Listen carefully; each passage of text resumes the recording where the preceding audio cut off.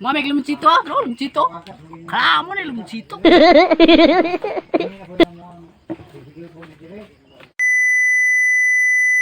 Number 1, detoxification. Ang kalamansi ay kilala bilang isang makapangyarihang detoxifying agent na tumutulong at nagpapalakas sa pag-function ng atay, Dito sa ano, kidney sa at abdo para sa paglilinis ng mga toxins sa katawan. Dahil dito, ito ay isang diuretic product na nagpo-promote din ng pag-ihi para sa pag-flush at paglilinis ng kidney. Number 2, boost immunity.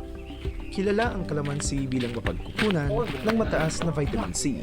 Ang vitamin C ay mainam na immune system booster ng katawan. Salamat sa umaapaw na likas na vitamin C ng kalamansi. Ito ay tumutulong magpalakas at nagpapabuti sa resistensya ng Mami, katawan lumunsito ah, bro, upang lumunsito. labanan ang iba't ibang Kalamo mga na lumunsito. karamdaman. Ito ang dahilan kung bakit kalamansi ang madalas na inomongkahe sa mga taong dumaranas ng panghihina at may karamdaman. Number 3, respiratory health. Ang mataas na citric level ng kalamansi ay tumutulong ibisa ng mga plema at sipon na kung saan ang infection ay naninirahan at nagpaparami habang sabay na pinapakalma ang pamamaga sa lalamunan at daanan ng hangin. Number 4, cancer. Ang cancer na dulot ng free radicals ay maaaring matanggal sa pamamagitan ng pagkonsumo ng vitamin C, isang uri ng bitamina na marami ang kalamansi at may malakas na antioxidant. Ayon sa isang pag-aaral tungkol sa vitamin C mula sa citrus, maaaring talunin ang mga cancer cell na colorectal. Ngunit kinakailangan ng napakaraming vitamin C upang magawa ito. Number 5, diabetes.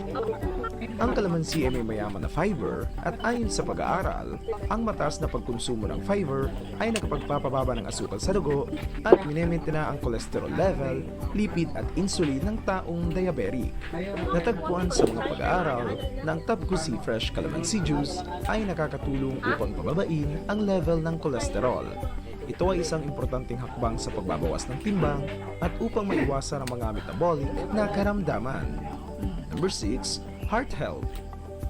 Sinusuportahan ng kalamansi ang kalusugan ng puso dahil sa fiber, potassium, vitamin C at choline na kapakipakinabang para sa kalusugan ng puso o cardiovascular. Number 7, stroke. Ang pagkain ng mga prutas na citrus tulad ng kalamansi, orange at suha ay pinapababa ang panganib ng ischemic stroke para sa mga kababaihan. Ang mga tao o kababaihan na kumakain ng maraming citrus fruits ay may 19% ng mas mababang panganib ng ischemic stroke kaysa sa mga hindi kumakain ng maraming citrus.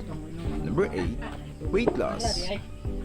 Gaya ng lemon at iba pang citrus fruits, ang kalamansi ay may malaking impact sa pagbabawas ng timbang. Ang kalamansi ay may abilidad na palakasin ang metabolismo ng tao at tinatanggal ang mga toxins sa katawan na dumadagdag bilang fat storage. Sa pamamagitan ng pagpapabilis ng metabolismo, tinutulungan ng kalamansi ang katawan sa pagsusunog ng taba maghapon.